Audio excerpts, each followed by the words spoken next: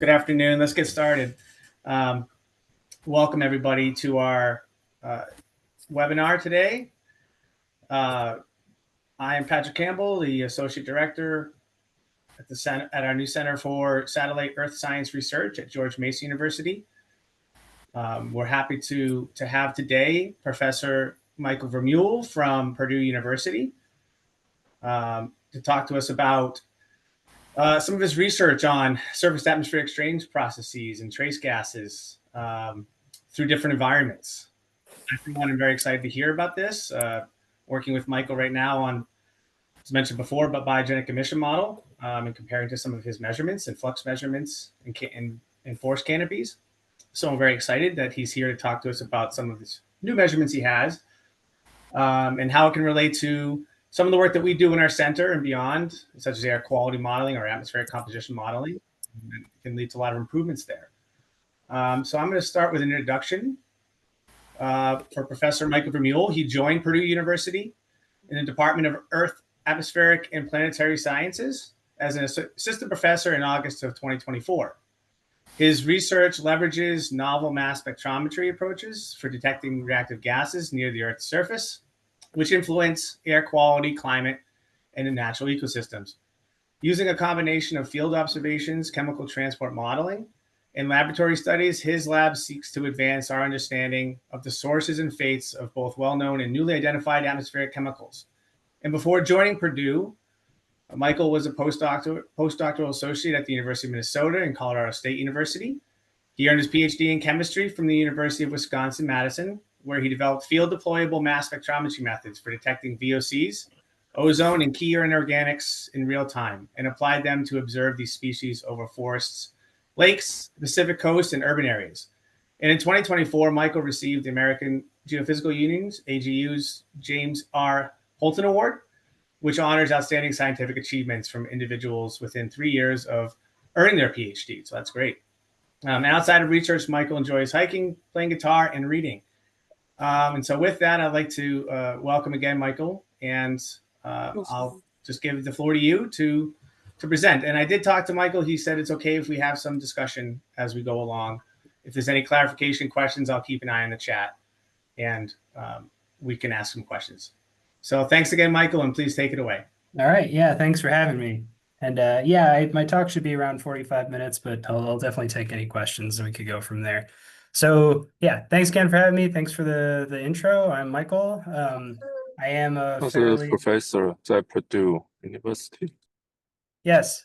I'm a professor at Purdue University, assistant professor at Purdue University in Earth, Atmospheric, and Planetary Sciences. I'm going to present some work that is kind of work that I've done over the past 2 years, published over the past 2 years, and the newer work that I'm submitting soon.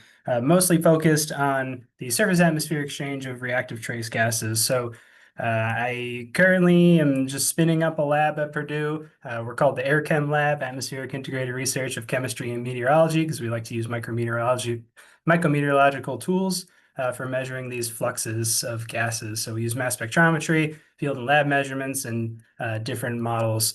And I really like these Purdue colors. I'm a little spooked out by the mascot, though. So I don't know if any of you all follow NCAA sports, but Purdue Pete has been voted the creepiest and second worst mascot in the NCAA. I did take a look at your mascot, and I do like it's the Patriot, I believe. So I do want to give kind of like a very broad overview, and I know there are atmospheric chemists in the group, but just what I mean by reactive trace gases. So as Patrick had mentioned, I'm mostly interested in ozone and VOCs. So ozone, as we know, is a major pollutant. It itself is a greenhouse gas, but it also causes damages to plants through the stomatal uptake that causes billions of dollars in annual agricultural losses. And it also leads to respiratory and cardiovascular disease. So there's an estimated 365,000 premature COP deaths globally per year from ozone, from elevated ozone. And ozone is removed from the atmosphere either through chemical reactions, so about 80% through chemical reactions, and then also through dry deposition, this physical uptake to surfaces, either taken up by plants, soils, water, urban grime, whatever's around. Ozone itself is not emitted from the surface, it's removed, but it's produced from precursors, VOC and NOx. So these are two gases that undergo bidirectional exchange. They could be emitted or deposited to the surface. Nitrogen oxides, NOx, are made up of nitrogen dioxide and nitric oxide, but VOCs can make up to 100,000 other species. That's what's estimated to be in the atmosphere. And when VOCs and NOx are in the presence of HOx, so the hydroxyl radical, the VOC reacts with hydroxyl radical to make a hydroperoxy radical. That reacts with nitric oxide to make NO2. That NO2 is photolyzed, combines with O2 to make ozone. So these are all coupled important processes. Ozone can also react with VOC and NOx through chemical loss. So it's produced by these species. It could be lost by reaction with these species. And when ozone reacts with VOCs, can make these low volatility oxidized species that can nucleate and condense and make secondary organic aerosol, which directly and indirectly modify climate because they scatter sunlight directly or make clouds that scatter sunlight. So the very broad view is it's really important to measure VOCs and ozone and evaluate models and how we're representing these species for understanding atmospheric composition, air quality, and climate. So our work seeks to close knowledge gaps regarding how that bidirectional exchange is affecting reactive trace gases, so VOCs and ozone. So I just have this little schematic here with key knowledge gaps. So what our group wants to know is what controls the surface-atmosphere exchange, this emission or deposition of VOCs and ozone, how much of which gases undergo this exchange. So like I said, there's 10 to the 5th VOCs that could be exchanging with the surface. I want to know which ones they are and how that affects atmospheric composition, which is critical in modifying leading to chemical reactions that then has feedbacks on atmospheric composition. And then what are some inferences we could make for air quality and climate. So to address that, our group makes direct observations of trace gases using eddy covariance. So we use mass spectrometry and an eddy covariance system, which I'll explain more later. And then we incorporate that data into models of different scales to evaluate chemical processes. So different scales, meaning we could have a partial trajectory model over Lake Michigan, where we're inputting VOC emissions and NOx emissions into the start of this plume and letting it go throughout the Lake Michigan coast, or global larger scale models like GEOS chemical transport models. And our group focuses on two broad themes for understanding the link of chemistry and surface-atmosphere exchange and micrometeorology.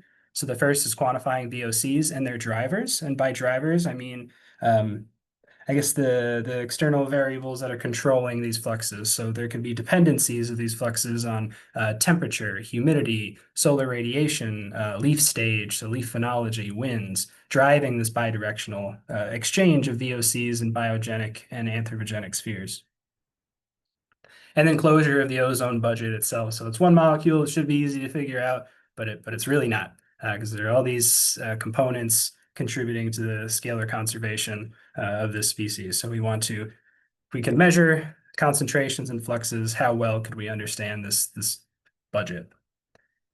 And then so results from our work, so we collect data, we share the data, we also use this data to improve model constraints of how we treat surface-atmosphere exchange. So we both want to improve our understanding of these processes, but actually improve our real simulations of these processes. So we do both. So for today's seminar, I just want to briefly go over some methods for detecting trace gases and our models, then go through my research themes. So one focusing on the biogenic VOCs, they're focusing on anthropogenic, and then a little bit on closure of surface-atmosphere exchange of ozone. So we'll start with our observational methods. So we measure gases in the atmosphere using chemical ionization mass spectrometry. So this is an online real-time detection method of VOCs, ozone, inorganics. And the way that this operates is that we are quantifying gases based on their mass. So we draw in ambient air through the front end of our instrument. So this is just sampling outdoors through this reaction chamber, stage 1. Then we put in a reagent ion also into the reaction chamber, and those two, the reagent ion and our ambient air mixture, will react to make some charged product. And that reagent ion that we choose depends on what kind of species we want to measure. So proton transfer reaction mass spectrometry is very commonly used to measure VOCs through proton transfer, H+. So we make a hydronium ion, and then if a VOC has a higher proton affinity, so it wants to take that H+ away from the H3O+ more than the H3O+ wants to hold on to it, then we will detect a VOC with a hydrogen on it. So we'll make a charged product. Another way of measuring species is using iodide anion chemical ionization mass spec, where that is a negatively charged iodide, which is able to coordinate and form an adduct with species that have hydrogen that allow for hydrogen bonding. So like an oxygenated VOC will just like stick to the iodide. And then the same goes for ozone. So we can detect ozone that way. So we generate charged products. They make its way through the mass spec. And then those species, it's kind of a beam of ions is pulsed through this time of flight mass spectrometer, where we are separating the gases based on their mass. So based on the time it takes for a gas to arrive at a detector. And what we get out is a spectrum. That is really, we have on the x-axis mass to charge ratio, but really that's the time it takes for a gas to arrive at a detector, and we could change that to mass. And what we get out are thousands of peaks for individual species, and they're all either ambient VOCs, things that were generated inside of the instrument, all kinds of things that are up to interpretation. But what I want to do is be able to pull out which species are actual VOCs. So for example, we know that ethanol, its mass will be around 47.01. We could isolate that one peak. We could fit the peak, integrate it, so get the area under the curve and calibrate it so that we know what areas correspond to what concentrations. And then we get out a time series where we're actually able to visualize and quantify VOCs. So for ethanol, we see it go away during the day because of photochemistry, but also more because of mixing, because we have an expanding boundary layer. And then at night, we have the nocturnal boundary layer that's keeping that ethanol near the surface.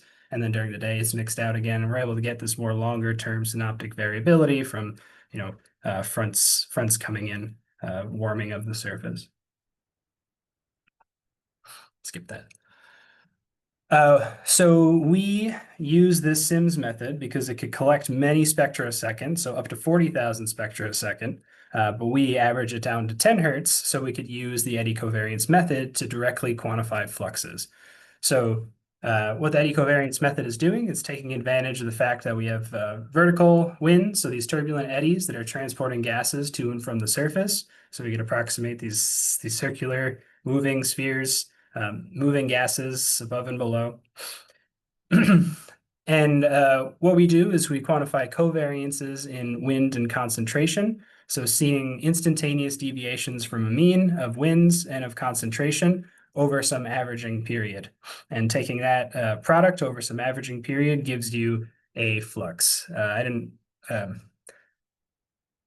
really want to go through the advection diffusion equation, but more physically, we could think of it as this way. If we were to have an inlet that is co-located with our wind sensor, so that's a sonic anemometer, we run that inlet all the way down to the base of our trailer, and we're able to make co-located measurements. So for example, if I were to have an ethanol-rich air parcel ejected from a canopy, and then that makes its way to my measurement axis, then I'll have an upward perturbation in winds, I'll have an upward perturbation in concentrations. If this is happening more often than not, then we would have an emission. Conversely, if I were to have parcels, downward trajectory parcels making its way to my measurement axis that's containing ethanol, then I'll have a downward perturbation in winds and a positive perturbation in ethanol. And if that happens more often than not, where we're constantly having eddies bring ethanol down to the surface, then that would be a deposition. And then finally, we couple observations with models for applications across different scales. Maybe many of you are familiar with box modeling, where we're just solving series of differential equations, accounting for sources and sinks, and we could include detailed chemistry because this is dimensionless. So if we want to interpret field observations, we could use this for our localized measurements. Our group also uses one-dimensional vertical canopy models, which we could approximate maybe as boxes kind of stacked on each other now. So we're still having a lot of dimensionless parameterized processes, but now we're solving for vertical exchange across the boxes themselves. So you're solving for turbulent diffusion. And then stepping up, we also use chemical transport models. So GeoChem primarily, which is a global 3D simulation, slowest with the simplest chemistry, but now we can interpret more global budgets of atmospheric species, chemical lifetimes, wanting to know what the lifetime of methane is, how much isoprene is emitted, all of that. So moving on to some applications of these. So we're pretty focused on biogenic VOCs because they provide a really major control on atmospheric chemistry. They make up the majority of VOC emissions from the surface to the atmosphere. So depending on which end you want to look at anthropogenic emissions, the terrestrial biosphere emits up to an order of magnitude more of reactive carbon per year than anthropogenic sources. And then BVOCs also make up the majority of VOC reactions. So in this case, if you just weight the VOC fluxes by the reaction rate constant against OH, we could think of what the consequence of emitting a VOC into the atmosphere and being able to react is. 95% of that emitted reactivity is from biogenic sources in North America. And these are for model estimations, but observations show that models may be missing some species because observations of VOC fluxes show that there are way more species observed than in models. So there's about 40 VOCs in biogenic flux models, but observations show over 400 species over an orange orchard. And then there was also observations over a deciduous forest showing around 377 VOCs. So from those specific studies that I'm showing up here, a majority of these VOC mass, maybe not the species, but the total mass, is from species in models, but these are limited to just 2 locations using just one instrument. So the question is, how well are we simulating these drivers in atmospheric models?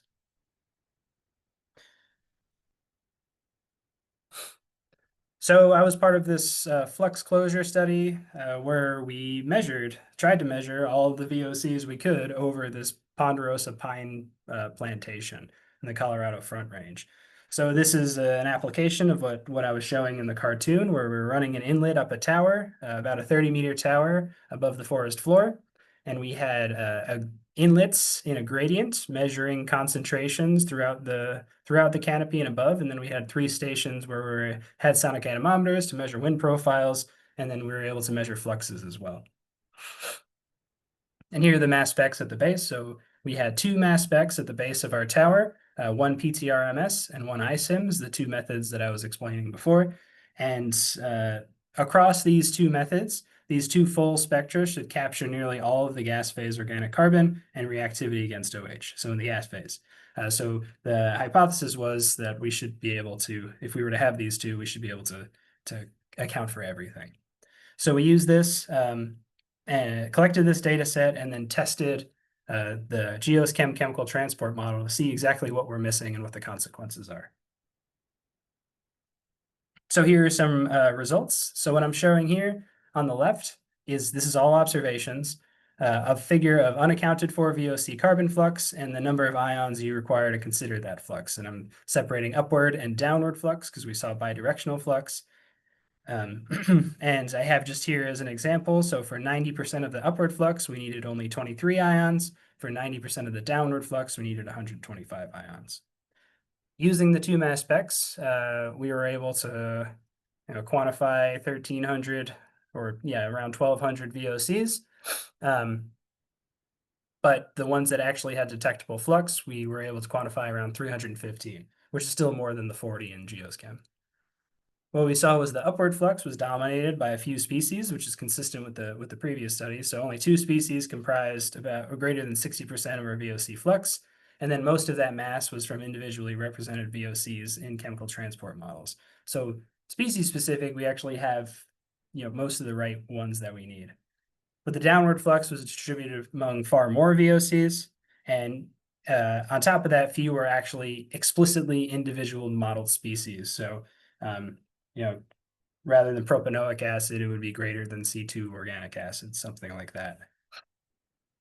So the majority of these species were what would be considered lump species. So the model mechanisms themselves need improvement because we're not getting representation of that downward flux very well. But the upward flux, we do, just from the species. Now, if we're to compare the actual mass fluxes, it's kind of reflected in how we're able to capture the species. So what I have here are the models and observations, model in red, observations in black of our fluxes for the net, upward and downward. So upward plus downward is net. And what we see for the upward is that the GeoSchem model is capturing most of this, is capturing the net upward flux pretty well. There's a small at least for chemical transport models, a small model bias, so up to 25%. So we're doing the upward kind of well. But the downward is underestimated by greater than four times, primarily because of oxygenated VOCs that are missing from the chemical transport model.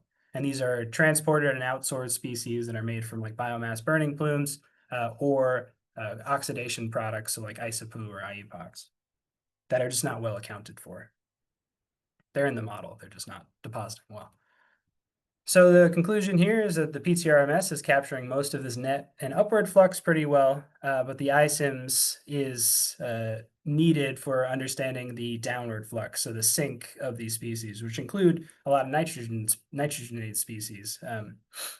So more of these full spectral flux studies are required to understand this VOC fate. So this was the only study of its kind in a forest right now, but if you got two PTRs, two mass specs that you want to put together and go to another one, it would be great to evaluate more data sets. So thinking of the drivers of these fluxes, what's actually controlling this overestimate? So we see that surface temperature is a strong driver of VOC fluxes, which is what we expect. We model VOC fluxes in part using a temperature dependence, an exponential temperature dependence that's shown in this upper equation. And if we were to model or plot the observed fluxes against the temperature, we see an exponential dependence as we expect. But when we overlay our model fluxes in relation to the temperature, there's a sharp overestimate. So there's a steeper flux dependence on temperature in our model, which needs to be corrected. And then there were also other anomalies. Rain periods increase more reactive species. So what I'm showing here is a 2D plot of double bond equivalents and carbon oxidation state. More reactive species were emitted during rain periods, which there's only been like 1 or 2 studies that kind of hypothesize that like either the mechanical perturbation of the leaves themselves emit terpenoids or having like a wet film allows for faster transport to the surface because they don't want to be soluble in water. And then other species were suppressed because during rain periods, it was cloudy and cooler. And then during smoke periods, we saw an increase in deposited OVOC. So that's what's circled here. And these were species that were completely missing from the chemical transport model. So we need better temperature dependence, some rain parameterization, and then getting our smoke fluxes or our smoke VOCs better. There's one other study that's not from this flux study, but I could explain pretty quickly. That's leaf phenology, so like leaf life cycle, is also a driver of fluxes. So the year before this study, I was making measurements in northern Wisconsin over this mixed temperate forest. And during this time, we saw a very sharp change in leaf greenness throughout the study, like while we were there. So this is showing LAI, and then I got pictures. Pixar didn't happen of early September and later September. And I'm just showing here an example of monoterpene fluxes and monoterpene oxide fluxes throughout the study. And the period where we started to see leaf changing and leaf senescence, we got really high emissions. And if we were to overlay our Megan model, our GeoChem CTM over this, the temperatures went down and we had shorter days, so less sunlight. So we would expect that emissions would go down a lot. And that is what happened in the model, but in observations, there was a 4 times increase. So we didn't really have, we only had ecosystem scale data, so we can only really kind of talk to a forest ecologist and get an idea for what could be happening. But some potential causes is actually the desiccation itself releases BVOCs and the breaking up the leaf, or during the senescence process, the plants actually do produce antioxidants, and that would be reactive carbon to fight off this process. So there could be some release, but there's no leaf senescence mechanism in chemical transport models, so that's a missing source of reactive carbon for however long that stage is. So for this section, conclusions are we know which VOCs are important, but do not model them as well as we could. So in our pine forest, our upward flux was controlled by few species that are individually modeled, so that was not bad. But the downward flux, there were too many of them that we're not accounting for. In our forest, the net flux was dominated by upward emissions, which we would expect upward flux, and then the downward flux is grossly underestimated. And then there are mechanisms that are driving VOC fluxes not considered, so rain, leaf senescence. Okay, so moving on to the city, from the forest to the city, back to the forest, I want to talk about how we're quantifying anthropogenic VOCs. So in cities, inventories are very different, as we could expect, but fossil fuel emissions have long been the large contributor to VOC emissions, but these are changing due to better engineering standards like the catalytic converter that's reducing VOC fluxes, even though our vehicle miles traveled have increased. So we might be familiar that there's now a shift in the distribution of VOCs emitted, and now we're thinking that volatile chemical products such as fragrances, personal care products, adhesives are now a large part of this national inventory. But there are other things that could contribute to VOC emissions. So we know there's urban vegetation. So from the last part, we know that there are emissions of biogenic VOCs. So those would be a source of terpenoids, and that should be temperature dependent, which has been seen from an airborne flux study over LA that there are temperature dependencies. Emissions from buildings and degradation of materials. So if you have a higher density of buildings and those heat up, then you will get emissions out the attic. So one group from UC Berkeley, Betty Molyneux, published a paper pretty recently that showed that furfural and furanoids are a really good tracer for building emissions, attic emissions. And then cooking is another big one. So emissions of these N-aldehydes have been seen in Las Vegas, and now from a LA study, actually, that was published recently, that cooking should be a large part of this VOC budget in cities, so VCPs and cooking.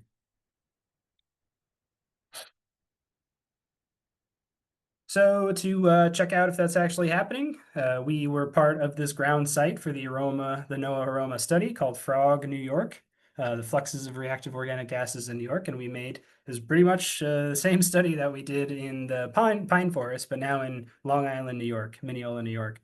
So we had our two mass specs at the base of this cell tower. We stationed our eddy covariance system at 60 meters and 33 meters above the ground. And these two measurements, these two heights captured pretty different flux footprints. So all the area contained within these footprints is where we're measuring emissions from. So we saw residences, commercial plazas, restaurants, stores, mechanics in the Northeast. So there were commuters. There's a lot to capture here within this flux footprint that we saw. And we made measurements in the summertime, which is the summertime footprint that I'm showing here. And we also made measurements in the wintertime, see what happens when maybe commuting habits changed. Definitely the trees went away. It's not as warm anymore. There should be changes in the drivers. And that is what happened. We observed seasonality, seasonal variability in our VOC carbon fluxes. So what I'm showing here are the VOC carbon fluxes for the summer on top and the winter below. For our study, we see that there was almost a 2.5 to 3 times decrease in fluxes from the summer to the winter. There were also fewer VOCs measured. So in the summer, we measured 135 VOCs that were being emitted, and in the winter, we measured 53. And all VOC fluxes were upward, which is very different from the forest. This is just showing a diurnal profile for the summer and winter now across the two heights. And we could see that there was, seasonality looking at these diurnal profiles, but we can infer that they're due to, spatiotemporal variability that changes these. So there's time-based and spatial-based differences in these drivers. One is the measurement footprint. So as you go higher, you capture more sources that are they're spread out, but the diversity in sources changes. So there should be some difference across the 33 and 60 meter height. And then there are changes in environmental drivers. So you could maybe estimate that if we had changes in temperature, higher temperatures, maybe more biogenic emissions and more evaporative emissions too. So there's two different things that we have to look into. Looking at just the VOCs that were emitted across the two seasons, it's pretty much what we'd expect in these emissions inventories, which is pretty good, at least the key species. So ethanol was the primary contributor to emitted mass across the two studies. So I'm just showing here the mean fluxes throughout the study, and then their contribution to the cumulative flux, and then anything that's not in the top 10. So I just picked top 10 so we look at it easily.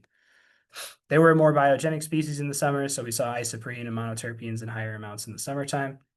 And then also looking at reactivity flux, weighting those by the reaction rate constant against OH. Isoprene was dominating this emitted reactivity, followed by ethanol. And then again, the reactivity got a lot lower in the winter time compared to the summer. So I'm just looking at the 8.4 versus the 2.4.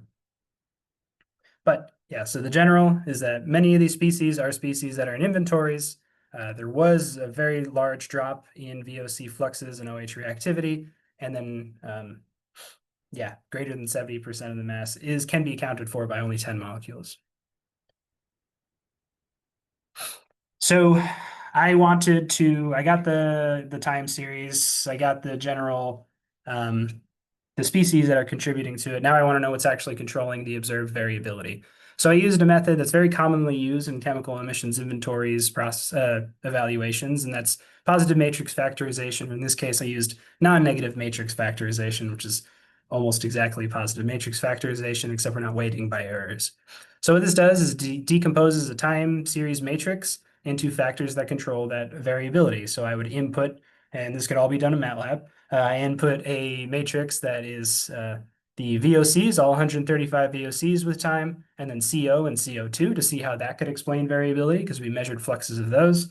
And then what I get out is a factor profile matrix, which I'll show an example of, and then a factor contribution matrix. And the number of factors that we have are the fewest number of factors to explain the flux variance. So here's what a factor profile matrix looks like. So it takes all the VOCs, finds relationships and finds variability, and puts out 5 different profiles that explain the variability in the flux. So we have 5 different sources or processes that contribute to the VOC flux. And then the factor contribution matrix is just here are all the VOCs that we're looking at, and then the larger and darker circles are the ones that most contribute to this factor variance. So if it's large and dark, then its time series looks most like one of those deal profiles. This is how you could estimate it. And then I'm able to take those factor profile matrices, factor contribution matrices. I also have to standardize the input matrix, so I'm not weighting by, since it was mostly ethanol, I don't want the output to just be ethanol. I could take the product of all of those again and get out a VOC carbon flux for the different flux factors. So now I have actual magnitudes that I could relate to the observed fluxes. So use PMF to break down the variability, got factor profiles, and now we have to understand what the heck these 5 profiles mean. So I'll just show a breakdown of the different factors. So the first one here's just an output of our time series and our factor contribution matrix. And what we saw is pretty evenly distributed VCP or VOCs across the board, with maybe some hot spots from like monoterpenes, monoterpenoids, some solvents. So what I attribute this to is I'm calling an area source VCP. So this is ubiquitous volatilization of these volatile chemical products. And the way that I kind of backed this out is I really just desperately tried to find any relationship between a meteorological variable that I could find for this time series. And what I found is that it correlated best when with latent heat or water flux over these more developed urban hardscapes rather than when it was over landscape residences. So that correlation fell out. And what I'm showing here is that since there's a better correlation over these hardscapes, over when the latent heat is evaporation dominated, we could assume that there is some relationship between evaporation of VOCs and evaporation of VCP of H2O. And then when we're transpiration dominated, then that falls apart. We also, if we're to look to the flux footprint where there's peak area VCP emissions, we see a strong contribution from this more developed Northwest. We also have fossil fuel traffic emission, which is, this one was the easiest to figure out because all of the key contributors were traffic tracers. So benzene, aromatics, CO and CO2 were the strongest contributors to the variance as well. And then also the time series has rush hour peaks. So we're able to, when we're over the Northwest, when our density, flux footprint density is mostly over these intersections, we see the highest peaks in this emission. So area source VCPs, traffic, we have a biogenic residential flux. So that is that temperature dependent profile that I showed before. And a lot of the tracers are, again, biogenic species, so isoprene, methylvinyl ketone, methacrylin. But we also see emissions from those adducts that I was showing before. So we have our strongest contribution to the flux variance is furfural. So any air temperature dependent processes are linked into this flux. So that's why I'm calling it biogenic residential, because it's both trees and hot homes. And looking at the flux footprint, this was over the near southwest, where we're seeing a lot of landscaped residences. The next one, we saw highly variable near field solvent emissions. So this is from plumbing contractors, metal restoration. We saw acetone, toluenes, xylenes, and butyl acetate. These were all species that contribute that we would estimate as solvent emissions, but we're only to the northeast, so this is very spatially dependent when we're over there. So calling that point source VCPs. Yeah, it should be lumped in, but this is more, we're at the mercy of the footprint at this point. And then finally, the last one is from cooking. So these are higher molecular weight fatty acids when we're measuring over a McDonald's. So measuring to the northeast, and then some nitrogen-containing species from roasting when we're measuring over Portuguese barbecue, Churrascaria. So we're able to back those out. So here's just the summary of everything, putting all the fluxes together. We got the 5 different factor fluxes that I'm calling them, or flux factors, the key species contributing to them, and then, a breakdown, and I'll come back to these pie charts, breakdown of the key contributors.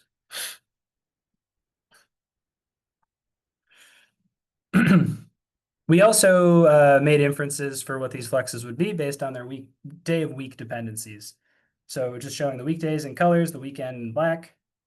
And for the evaporative VCP temperature-dependent sources, there was modest weekly patterns. Kind of everything was within the uncertainty or the range of these deal profiles.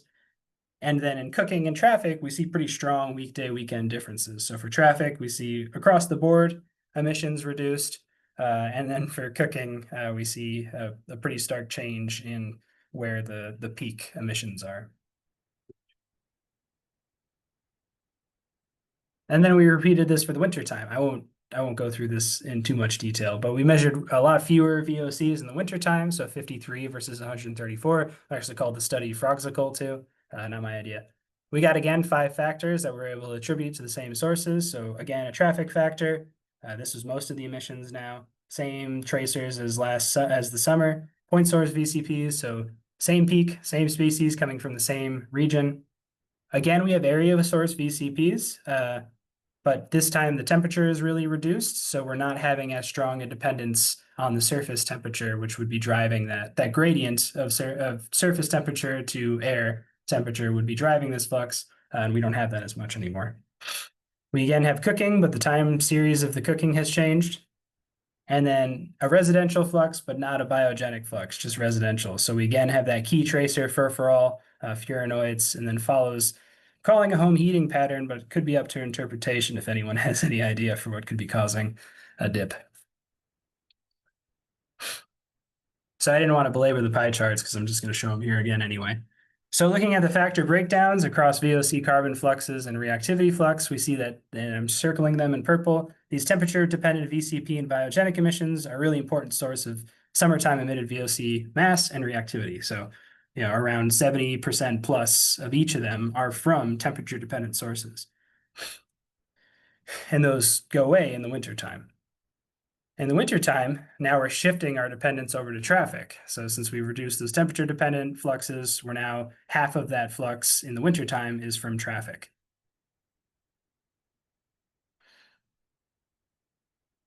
And if I'm just comparing across the board the VOC fluxes for the different factors. I just highlighted the important things that I want to show. There's that huge drop in VCP fluxes across the summertime and wintertime, but a very small change in traffic, which makes sense because our traffic volume actually slightly decreases in the wintertime as well. People aren't traveling as much.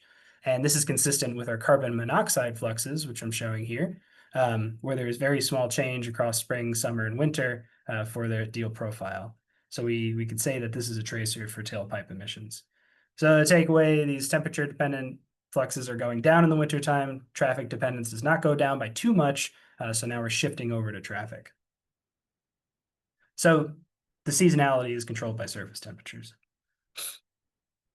We compared these fluxes to a inventory called GRAPES, the Greenhouse Gas and Air Pollutant Emissions System inventory, which does not reproduce the seasonality at all. So I'm just showing the stacks of the different contributions in shaded colors to the VOC fluxes, and then our observations. And in dash, I removed the biogenic and Holmes factor because this is only an anthropogenic emissions inventory. So we see observations decrease by a factor of 2 for just anthropogenic across the summer and winter, but no seasonal dependence, barely any seasonal dependence in the inventory. And in the inventory, greater than 85% of these VCP is from VCPs and cooking, which is not what we saw. And then we see an underestimated contribution from traffic as well. So in our observations, we saw up to 50% in the wintertime. And in the inventory, we're seeing around 10 to 11%. So that's pretty different. So this lack of inventory seasonality is due to missing VCP temperature dependence. So there was reasonable agreement. So I'm showing here the VOC fluxes over the summer and winter, and then the reactivity again. I'll just focus on the VOC. We see in the summertime, there's actually not too bad of an agreement. In the wintertime, since there's that drop, and there's a missing inventory evaporative source mechanism, there's a pretty stark difference. There is a general underprediction of traffic VOCs, so we kind of, in this new inventory, are overcorrecting for traffic and for actually more for VCPs, and then also for cooking. So maybe traffic, that's kind of hard to pin down, but we are overcorrecting for what would be VCP and cooking in this region. That's mostly due to an overprescription of ethanol from cooking. So the cooking emissions inventory is primarily from measures in Las Vegas, and that in that was observations, there was a lot of ethanol, so they're kind of prescribing that. So in this section, we quantified many VOC sources within a footprint, and evaporative processes are generally misrepresented. So we observed a bunch of VOCs, broke them down into their sources of variability, saw primary sources, compared those across seasons. We saw enhanced fluxes due to the summer time evaporative and temperature dependent processes, and the seasonality is not captured in emissions inventories that are updated. So we need to have some better mechanism for these temperature dependent surface processes. Okay, and the last probably 6 or 7 minutes, looking at now ozone fluxes, completely shifting gears to VOCs. The same method, actually same detector really, but just different molecule. So deposition is a significant sink for tropospheric ozone, as I mentioned, but our chemical transport models need improvement in ozone uptake, and probably people are familiar with this idea. So ozone uptake to ecosystems, biogenic terrestrial ecosystems, take place via dry deposition primarily. So you have turbulent transport of ozone to a canopy, you get uptake through stomata, loss to leaf cuticles, uptake to any surfaces, and then there could also be in-canopy chemistry that's occurring. And if your sensor is above your canopy and you're measuring flux, then you would be accounting for everything that's happening below your sensor. And I'll show a better physical description of that. And different chemical transport model treatments of this ozone deposition lead to pretty stark disparities. So this is just an intercomparison of 15 different chemical transport models over 3 different forests. And you can see differences in these these correlation coefficients and these slopes, the relationship of modeled and measured. So we need improvements. I think a lot of people are familiar with that idea. Part of that is because the parameterizations that we use for ozone deposition are very simplified. And we need that to be able to run our large global scale models efficiently. So in the GeoSchem chemical transport model, we simulate ozone deposition using this big leaf parameterization, this dimensionless parameterization of this deposition velocity. So this VDO3, which is just the flux divided by the concentration. And we calculate this deposition velocity by really this algebraic parameterization as a function of temperature, sunlight, leaf area, wind speed, humidity, that's constrained by, at least in geoschem, assimilated meteorology. So we have land surface maps, we have assimilated meteorology, we put all that together to get out a deposition velocity, and then we get a flux. But really, a better representation would be using something that's called a column model, where we're seeing changes, variability throughout a column because we have differences in leaf area density, shading, temperature, you have soil moisture, all different turbulent regimes throughout the canopy itself. So if you rearrange our scalar conservation, then we could get a flux as the summed components of deposition, chemistry, and storage or ventilation accumulation within a canopy. So column models, they're able to resolve canopy processes, but they don't have, you can't run a global column model unless you incorporate it into a larger scale chemical transport model. So something like a vertical model would be better at simulating ozone flux. So our question was, if we were to somehow find a way to couple a column model with a chemical transport model, will that improve chemical transport model predictions of ozone concentrations and ozone flux? So we used a bunch of different models to compare. We used just the GeoChem chemical transport model. So we're calling that GC in red. We use a vertical canopy model that's constrained by observations. So that is at least in this study, our best estimate for ozone fluxes. So that's constrained by all these meteorological environmental variables that drive that deposition velocity. And then our last is coupling this MLC chem, geos chem, by constraining our model, our canopy model, by geos chem constraints. So by geos chem meteorology and chemical abundance. And we did this over 3 different forests that range in environmental conditions. So from least humid, arid, open canopy, different VOCs, all the way to very humid, dense canopy dominated by one VOC. These were just the names of the studies that I kind of showed at the beginning. And then I'm not going to show it to you, but we can assume that the geochem meteorology is capturing on average this observed meteorology. So it's doing a pretty good job, except for some points that I could point out. So running our column model constrained by geochem and comparing that to geochem. So here's some results. This is just a stack of deal profiles for flux of ozone, deposition velocity of ozone, surface ozone, and then within canopy ozone. And since geochem only has surface ozone and flux, I'll compare those. So to observations, so the flux, there's a 2 times overestimate because there's high surface ozone and then a 1.5 times overestimate in deposition velocity, so it's high. And then the surface ozone is also very high. So there's a 40% overestimate in surface ozone. And there's not a very large day-night difference for most of these because we don't actually have transport into the canopy. If we're to use our MLC model, so our best guess model, we have much better agreement. So those gold lines are overlapping with the black a lot better. But there are some periods where we're over-predicting nocturnal loss because of changes in relative humidity and mixing is what's happening. And then we have very small bias in canopy ozone. So we get in canopy ozone really well. And then finally, looking at this new coupled model, we get significant improvement relative to our geochem. So we see much better deposition velocities, and we actually are able to get day-night dynamics because of mixing that's occurring. So gold is best, blue is better, that we would actually be able to run online, and then geochem is just way over predicting everything. So what are the implications of this?